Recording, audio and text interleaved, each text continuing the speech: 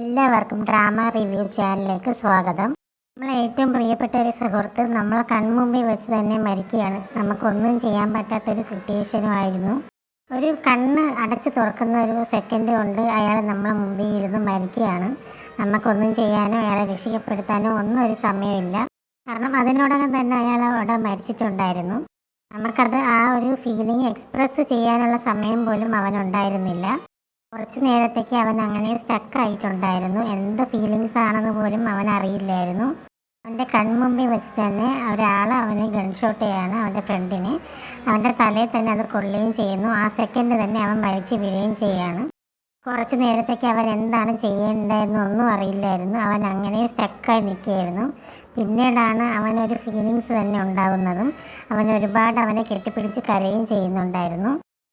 സഡനായിട്ട് നടന്നൊരു സംഭവമായതുകൊണ്ട് തന്നെ അവനത് അക്സെപ്റ്റ് ചെയ്യാനേ പറ്റുന്നുണ്ടായിരുന്നില്ല. തൊട്ടടുത്ത വീട്ടിൽ പണി നടക്കുന്നതുകൊണ്ട് കുറച്ച് ബാക്ക്ഗ്രൗണ്ട് നോയ്സ് ഉണ്ട്. എല്ലാവരും ഒന്ന് ക്ഷമിക്കുക, സോറി.